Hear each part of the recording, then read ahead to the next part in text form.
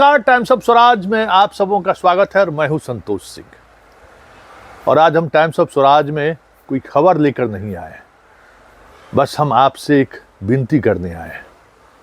और वो विनती इसलिए हम करने आए हैं कि सवाल इस प्रदेश के भविष्य से जुड़ा हुआ है, सवाल इस प्रदेश के आने वाले जनरेशन से जुड़ा हुआ है, सवाल इस प्रदेश के उस सुनहरे काल से जुड़ा हुआ है जिसको लेकर हम एक बहुत दूर ही सही एक छोटी सी रोशनी दिखाई देने लगी है। जी हाँ, हम बात शिक्षक बहाली की कर रहे हैं, हम बात गांव-गांव में शिक्षकों के नियुक्ति की कर रहे हैं। कई तरह की खामियां हैं, मैं खुद उन खामियों को उजागर कर रहा हूं, लेकिन एक जिम्मेवारी भी है कि ऐसे तमाम कुव्यवस्थाओं को उजागर कर सरकार तक और सत्ता में बैठे लोगों तक ये बातें जो हैं हमें पहुंचानी होगी। आप अपने मन से राजनीति को दूर कीजिए, मोदी को दिमाग से बाहर करिए, नीतीश को दिमाग से बाहर करिए, लालू को दिमाग से बाहर करिए, चिराग पासवान को बाहर करिए, उपेंद्र कुशवाहा को बाहर कीजिए, मुकेश सहनी को बाहर कीजिए। जितना कूड़ा करकट हम सब लोग राजनीति और जातिवादी राजनीति, धर्मवादी राजनीति की वजह से जमा कर रखे हैं, वो सारी चीज़ों को फिलहाल कुछ महीनों के लिए बाहर कर दीजिए। जो शिक्षक बहाल हुए हैं, जैसे भी बहाल हुए हों, एक भी गलत शिक्षक ना रहे, ये हमारी आपकी कोशिश होनी चाहिए। हर गांव में हर विषय का शिक्षक हर स्कूल में पहुंचे, ये हमारी आपकी जिम्मेवारी है। उस गांव के, जिस गांव में स्कूल है, उस गांव के हजारों आबादी, चंद बुद्धिजीवियों की ये जिम्मेवारी है कि उनके गांव में तमाम विषयों के शिक्षक पहुंचे और वो बच्चों को पढ़ाए, एक माहौल बने शिक्षा को लेकर। इसलिए इस अभियान को हम और गति देना चाहते हैं।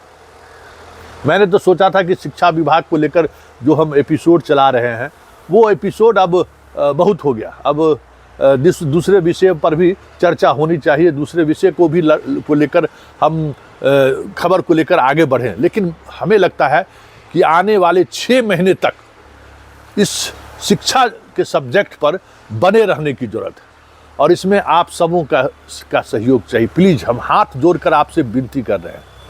हम समझ रहे हैं कि आपकी मनोदशा को भी समझ रहे हैं, आपके मनोभाव को भी समझ रहे हैं, फिर भी हम हाथ जोड़कर कह रहे हैं कि आप सबों से सहयोग चाहिए।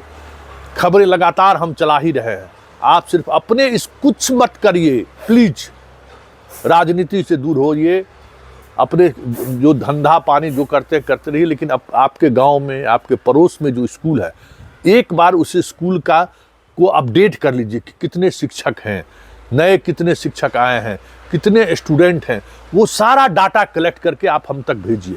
हमारी कोशिश है, सूरत बदले न पर सीरत जरूर बदल लेंगे, चाहे जो भी हो जाए, जैसे भी हो। क्योंकि देखिए, राजनीति करने वाले लोग राजनीति करेंगे ही। नीतीश कुमार को वोट लेना है, तेजस्वी को वोट लेना है, मास्टर की बहाली करके वो वाहवाही लेंगे। लेकिन हमें आपको एक अवसर मिला है बिहार की शिक्षा व्यवस्था को सुधारने का।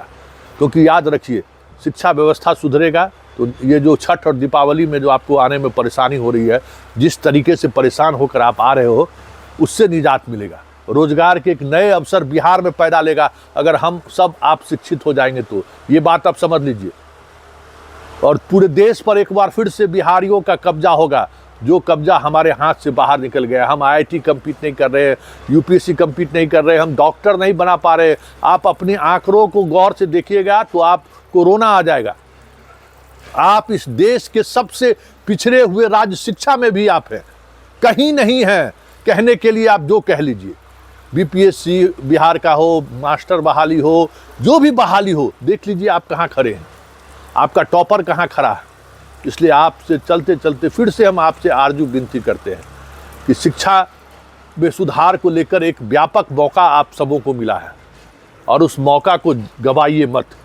जो भी इन्फॉर्मेशन आपके पास है, बस क्या इन्फॉर्मेशन, आप अपने स्कूल का नाम, आपके स्कूल में कितने शिक्षक थे, कितने शिक्षक आए हैं, विषयवार शिक्षकों की क्या स्थिति है, ये क्योंकि देखिए, शिक्षा विभाग के अधिकारी जो हैं वो स्वाभाविक तौर पे जो एक बड़ा प्रैक्टिस करते हैं, अभी जितने स्तर पर बहाली हुई है, करोड़ों रुपया वो लोग कमाते, तो वो तो हाथ लगा नहीं। तो अब चाह रहे हैं कि इस विभाग को इस तरीके से बर्बाद कर दें कि लोग आलोचना, हर जगह उसकी आलोचना करनी शुरू कर दी। हमें आलोचना नहीं करना है, हमें अपने मकसद तक पहुंचना है और इसके लिए आप सबों का सहयोग चाहिए। धन्यवाद। हम अपना व्हाट्सएप नंबर, बाकी सब कुछ डिटेल्स आपके स्क्रीन पर चल रहा है, आप उसके सहारे हमें मैसेज कर सकते हैं और उस मैसेज के सहारे हमारी कोशिश होगी कि जन जन तक वो चीज़ें पहुंचाए, और वो आपके मदद के बगैर संभव नहीं है। बिहार की 15 करोड़ आबादी से मेरी आरजू और विनती है कि हम बिहार की शिक्षा व्यवस्था को सुधार लिए तो फिर हमें किसी सरकार की जरूरत नहीं है।